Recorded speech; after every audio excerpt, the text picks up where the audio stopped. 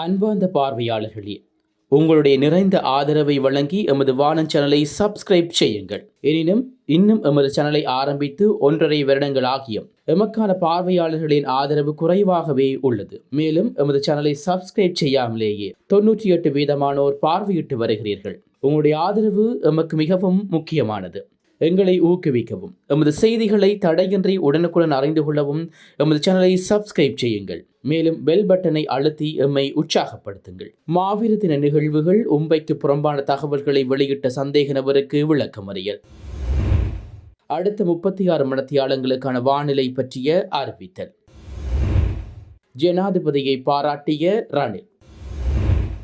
நாட்டின் பொருளாதாரத்தை வலுப்படுத்துவதற்காகவே சர்வதேச நாணய நிதியத்துடன் இணைந்து தற்போதைய ஜனாதிபதி அன்றகுமார திசாநாயக்கா உட்பட அரசாங்கம் முன்னெடுத்து வரும் வேலை திட்டம் தொடர்பில் தாம் மகிழ்ச்சி அடைவதாக முன்னாள் ஜனாதிபதி ரணில் விக்ரமசிங்க தெரிவித்துள்ளார். கொழும்பில் இடம்பெற்ற நிகழ்வொன்றில் கலந்து கொண்ட போதே அவர் இதனை குறிப்பிட்டுள்ளார். இந்நிகழ்வில் முன்னாள் ஜனாதிபதி ரணில் விக்ரமசிங்க, வெளிவிகார வெளிநாட்டு வேலைவாய்ப்பு மற்றும் சுற்றுலா அமைச்சர் விஜித கெரட் மற்றும் எதிர்க்கட்சித் தலைவர் சயித் பிரேமதாஸ் ஆகியோர் கலந்து கொண்டனர். யாழ்ப்பாணம் பருத்தித்துறை வியாபார நிலையங்களுக்கு லாஃப் எரிவாயு சிலிண்டர் தாங்கிய வாகனம் நேற்று வந்ததை அடுத்து அப்பகுதி மக்கள் குறித்த வாகனத்தை முற்றுகையிட்டுள்ளார்கள். கடந்த 1 மாத காலமாக லாஃப் எரிவாயு விநியோகம் முற்றாக தடைப்பட்ட நிலையில் நேற்று விநியோகம் இடம்பெறுவதனால் மக்கள் எரிவாயுவை பெற்றுக்கொள்வதற்காக அலைமோதியுள்ளார்கள். அத்தோடு மட்டுப்படுத்தப்பட்ட அளவிலான லாஃப் எரிவாயு விநியோகம் இடம்பெறுவதாக எமது செய்தியாளர் குறிப்பிட்டுள்ளார். நாட்டு நிலவில் லாஃப் எரிவாயு தட்டுப்பாடு குறித்து அரசாங்கம் அவதானம் செலுத்தியுள்ளதாக வர்த்தக அமைச்சர் வசந்த சமரசிங்க தெரிவித்துள்ளார். கடந்த செப்டம்பர் மாதத்திலிருந்து லாஃப் எரிவாயு சந்தைக்கு விநியோகிக்கவில்லை என எரிவாயு விற்பனை பிரதிநிதிகள் குறிப்பிட்டுள்ளார்கள். இதனால் நுகர்வோர் மற்றும் வர்த்தகர்கள் பெரும் சிரமங்களுக்கு முகம் கொடுத்து வருகின்றமை குறிப்பிடத்தக்கது. எதிர்வரும் பண்டிகை காலத்தில் விற்பனை செய்வதற்காக பதுக்கி வைக்கப்பட்டிருந்த காலாவதியான ஒரு தொகை உணவுப் பொருட்களை நுகர்வோர் வெளிவிகார அதிகார சபையினர் கைப்பற்றியுள்ளார்கள். அதன்படி இறக்குமதி செய்யப்பட்ட அரிசி, கடலை பருப்பு என்பன இதன்போது கைப்பற்றப்பட்டுள்ளன. கலனி பெத்திகொட பகுதியில் மேற்கொள்ளப்பட்ட சுற்றுலாய்ப்பு நடவடிக்கையின் போது இவை கைப்பற்றப்பட்டதாக குறிப்பிடப்பட்டுள்ளது. குறித்த பொருட்கள் காலாவதியான நிலையில் அவற்றின் திகதிகளை மாற்றி பண்டிகை காலத்தில் விற்பனை செய்வதற்கு தயாராக வைத்திருந்ததாக தெரிவிக்கப்பட்டுள்ளது. இதேவேளை வர்த்தலை பகுதியில் இறக்குமதியாளர்கள் மற்றும் மொத்த வியாபாரிகளால் முன்னெடுக்கப்படும் களஞ்சிய சாலைகளில் மேற்கொள்ளப்பட்ட சுற்றுவளைப்பின் போது காலாவதியான 4 தொன் காய்ந்த மிளகாய் கைப்பற்றப்பட்டுள்ளது. பண்டிகை காலத்தை முன்னிட்டு இவ்வாறான வர்த்தகர்களை கண்டறிவதற்கான சுற்றுவளைப்பு நடவடிக்கைகளை முன்னெடுக்கப்பட்டு வருவதாக நுகர்வோர் வெளிவிகார அதிகார சபையினர் தெரிவித்துள்ளார்கள்.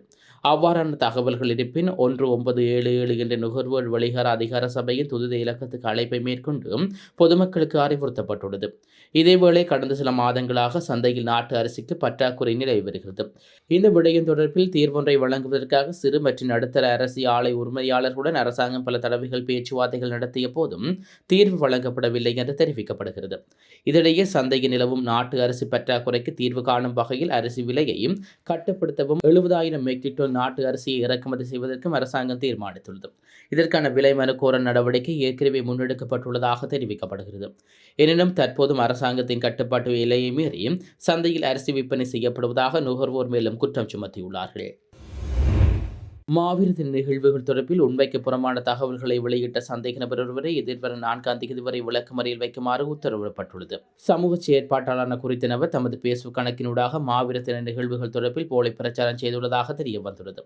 அதன்படி நேற்று அதிகாலை பொரலஸ் கமுவ பகுதியில் குற்றப்புலனாய்வு திணைக்களத்தால் கைதான சந்தேக நபர் கொழும்பு நீதிவான் முன்னிலையில் பிரசன்னப்படுத்தப்பட்டார். இதன்போது குற்றப்புலனாய்வு திணைக்களத்தால் முன்னெடுக்கப்பட்ட சமர்ப்பணங்களை ஆராய்ந்த நீதிவான் சந்தேக நபரை எதிர்வரும் 4ஆம் தேதி வரை விளக்கமறியல் வைக்குமாறு உத்தரவிட்டுள்ளார். அத்துடன் மாவீர தின நிகழ்வுகளை ஊக்குவித்த குற்றச்சாட்டில் கைதான மற்றொரு சந்தேக நபரை எதிர்வரும் 4ஆம் தேதி வரை விளக்கமறியல் வைக்குமாறு யாழ்ப்பாண நீதிவான் நீதிமன்றம் உத்தரவிட்டுள்ளது. பயங்கரவாத தடுப்பு மற்றும் விசாரணை பிரிவில் யாழ்ப்பாண உபபிரிவினரால் இணுவில் பகுதியைச் சேர்ந்த 37 வயதுடைய ஒருவர் நேற்று தினம் கைது செய்யப்பட்டது குறிப்பிடத்தக்கது. அவருக்கு எதிராக பயங்கரவாத தடுப்பு சட்டத்தின் கீழ் வழக்கு தாக்கல் செய்யப்பட்டுள்ள நிலையில் அவரை நேற்றைய தினம் யாழ்ப்பாண நீதிவான் நீதிமன்றத்தில் பிரசன்னப்படுத்தப்பட்டார். இதனை அடுத்து குறித்த சந்தேக நபரை எதிர்வரும் 4ஆம் தேதி வரை விளக்கமறியல் வைக்குமாறு நீதிவான் உத்தரவிட்டுள்ளார். அத்துடன் குறித்த சம்பவம் தொடர்பில் கைதாகியுள்ள ஏனைய இருவர்களில் ஒருவர் பத்தேகம பகுதியைச் சேர்ந்த 28 வயதுடையரிடமும் தெரிவிக்கப்பட்டுள்ளது. இதேவேளை தமிழீழ விடுதலை புலிகள் அமைப்பின் இலங்கையில் தடை செய்யப்பட்ட அமைப்பாக இருந்தாலும் பதாதைகள், சின்னங்கள் மற்றும் புகைப்படங்களை பயன்படுத்தி உயிரிழந்த உறுப்பினர்களின் நினைவு கூறுவதில் தடையில்லை என பொதுமக்கள் பாதுகாப்பு அமைச்சர் கருத்து வெளியிட்டதாக தகவல்கள் வெளியிடப்பட்டது. இவ்வாறான பரப்பப்பட்ட உண்மைக்கு புறம்பான பிரச்சாரம் தொடர்பில் காவல்துறை அதிபர் பணிப்புரைக்கு அமைய விசாரணைகள் ஆரம்பிக்கப்பட்டுள்ளன. மின்சாரம் தாக்கி ஒருவர் உயிரிழப்பு. கொத்மலை காவல்துறை பிரிவுக்குட்பட்ட விதமுள்ள தோட்டத்தில் நேற்றிரவு மின்சாரம் தாக்கி ஒருவர் உயிரிழந்தார். சம்பவத்தில் விதமுள்ள தோட்டத்தைச் சேர்ந்த 67 வயதுடைய தங்கவேல் கிருஷ்ணராஜ் என்பவரை இவ்வாறு உயிரிழந்துள்ளார். குறித்த பகுதியில் உள்ள மரக்கறி தோட்டத்தில் பாதுகாப்பு வேலியில் இணைக்கப்பட்ட மின்சார இணைப்பிலிருந்து மின்சாரம் தாக்கி உயிரிழந்ததாக காவல்துறையினர் தெரிவித்துள்ளார்கள். சம்பவம் தொடர்பான மேலதிக விசாரணைகளை கொத்மலை காவல்துறையினர் மற்றும் நுவரெலியா தடயவியல் போலீசார் மேற்கொண்டு வருகின்றனர். பொருளாதார மத்திய நிலையங்களில் மரக்கறிகளின் விலை அதிகரிப்பு. கடந்த சில நாட்களாக நாட்டு நிலவரம் சீரற்ற காலநிலை காரணமாக பொருளாதார மத்திய நிலையங்களில் மரக்கறிகளின் விலை அதிகரித்துள்ளதாக தெரிவிக்கப்படுகிறது. அத்துடன் தம்புள்ள பொருளாதார மத்திய நிலையத்தில் பெறப்பட்ட மரக்கறிகளின் விலை 65% குறைவடைந்துள்ளதாக குறிப்பிடப்பட்டுள்ளது. கெப்பட்டிப்புள்ள பொருளாதார மத்திய நிலையத்தில் மரக்கறிகளின் விலைகள் மிக அதிகமாக காணப்படுவதாக தெரிவிக்கப்படுகிறது. இதனிடையே கடும் மழை காரணமாக நுவரெலியா மாவட்டத்தில் பெருமளவான மரக்கறி தோட்டங்களில் நீர் மூழ்கியுடன் பயிர் அழிவடைந்துள்ளதாக குறிப்பிடப்படுகிறது. இந்நிலையில் நுவரெலியா மத்திய சந்தை மற்றும் வீதியோட விற்பனை நிலையங்களில் மரக்கறிகளின் விலை அதிகரித்துள்ளதாக தெரிவிக்கப்படுகிறது. இவ்வாறு மரக்கறிகளின் விலை அதிகரித்துள்ளதால் வியாபாரிகள் மற்றும் பொதுமக்கள் பாரிய சிக்கல்களை எதிர்நோக்கி வருவதாக குறிப்பிடப்பட்டுள்ளது. நுவரெலியா மத்திய சந்தைக்கு வரும் பெரும்பாலான பொதுமக்கள் விலை அதிகரிப்பு காரணமாக மரக்கறி கொள்ளுணர்வு செய்வதையும் தவிர்த்து வருவதாக தெரிவிக்கப்படுகிறது. இதன் காரணமாக தாம் பாரிய அளவிலான நட்டத்தை எதிர்கொண்டுள்ளதாக வியாபாரிகள் குறிப்பிட்டுள்ளார்கள். அதே நேரம் மழை காரணமாக போதுமான விளைச்சல்களை பெற்றுக்கொள்ள முடியாத விவசாயிகள் தமக்கு நிவாரணம் வழங்க வேண்டும் என்று அரசாங்கத்திடம் கோரிக்கை விடுவித்துள்ளார்கள். வாட்ஸ்அப் கணக்குகளை ஊடுருவி மேற்கொள்ளப்பட்ட நிதி மோசடிகள் தொடர்பான முறைப்பாடுகள் அதிகரித்துள்ளதால் 3ஆம் தரப்பினருக்கு அவர்களின் தொலைபேசி இலக்கங்கள் பெறப்பட்ட ரகசிய குறியீட்டையும் வழங்க வேண்டாம் என்று இலங்கை கணனி அவசர செயற்பாட்டு பிரிவு தெரிவித்துள்ளது. ஹேக்கர்கள் வாட்ஸ்அப் குழுக்களில் இணைந்து பயனாளர்களின் கணக்குகளை கண்காணிப்பதாகவும் வாட்ஸ்அப் கணக்குகளை ஹேக் செய்த பின்னர் கடன் கேட்டு ஹேக் செய்யப்பட்ட தொலைபேசியிலிருந்து ஏனைய தொலைபேசிக்கு எண்களை அவசர செய்திக்கு அனுப்புவதாகவும் இலங்கை கணனி அவசர செயற்பாட்டு பிரிவின் சிரேஷ்ட தகவல் பாதுகாப்பு பொறியியலாளர் சாருக தமுனு போல தெரிவித்துள்ளார். அதன்படி சமய நிகழ்வுகள், பரிசில்கள் வெல்வது அல்லது சமய நிகழ்ச்சிகள் பங்கேற்பது போன்ற வாய்ப்புகளே குறிப்பிட்ட தொலைபேசி எண்களில் பெறப்பட்ட ரகசிய குறியீட்டை அவர்கள் கோருவதாக குறிப்பிடப்படுகிறது.